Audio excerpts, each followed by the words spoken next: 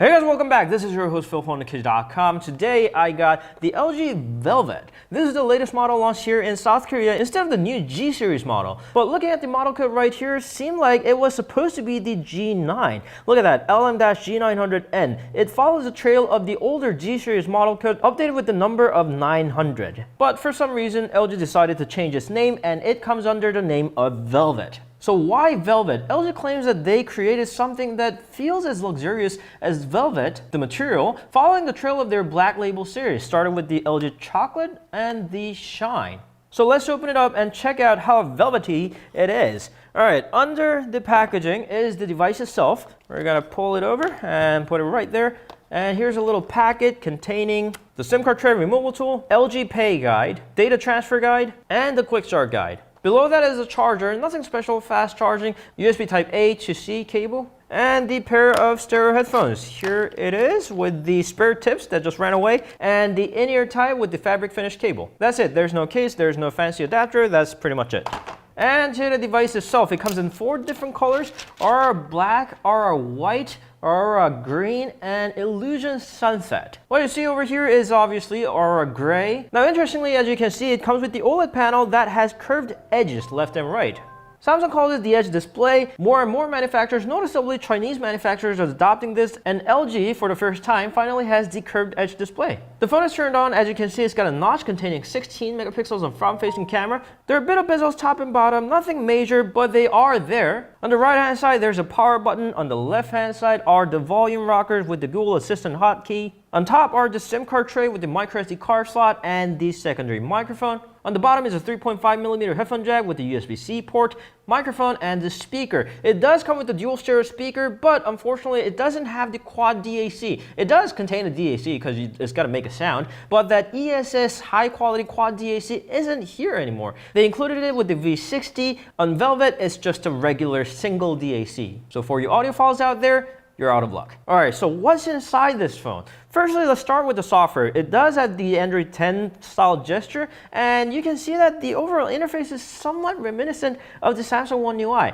I already covered this with the other LG devices, and I'm not totally against this. LG's interface used to be a lot worse than this, a lot less user-friendly, and now this, although not original at all, at least it's easier to use. Other than that, what's under the hood? There's 6.8 inches of Full HD Plus OLED panel, Snapdragon 765 octa-core processor, not 765G like a lot of other devices, but vanilla 765, surprisingly. 8GB of RAM, 128GB of UFS 2.1 storage, microSD card expansion slot, and 4300 mAh of battery, in which you can wirelessly charge through the glass back panel. Within the glass back panel is what LG calls the water drop camera design. So they claim these 4 circles drop just like the water drops. Firstly, bigger one, drop, drop, drop, and the end. So the biggest one over here, protruding ever so slightly, is the main sensor. f1.8 of wide-angle 48 megapixel sensor, followed by f2.4 of depth sensor, f2.2 of 120 degrees of super wide angle, and the LED flash. All the other ones are flat, covered under the glass. Only the main one is sticking out a little bit. It is a pretty long device. Compare that with the Galaxy S20 Plus. Right here, the S20 Plus does have thinner bezels, although it lacks the mil-spec certification. The Galaxy A71 might be a closer competition. Here we go with the Galaxy A71's bezel. And if you're more of an iPhone person, here's the iPhone 11, which is a lot cheaper than Velvet. And what about that rear camera that doesn't follow the de facto rule of the island design? Again, iPhone 11, Galaxy A71, LG Velvet, and Galaxy S20 Plus. Here's how it compares against the competition. There are not a lot of interesting options under there, but under extension, there is a menu called Pen.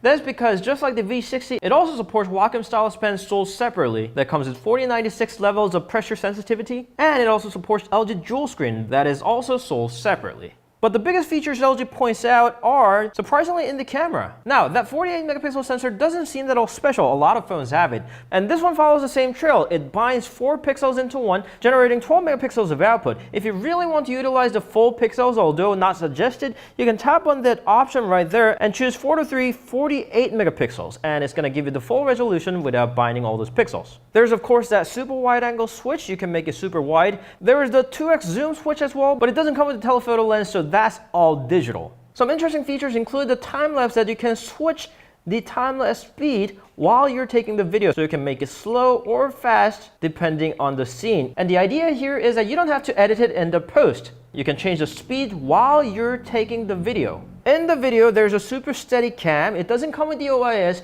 but it does have software-backed super steady mode, although it only works on video. There's the ASMR recording and the voice out focus and 3D AR sticker as well. I haven't tried them yet, so we'll talk more about that on the review.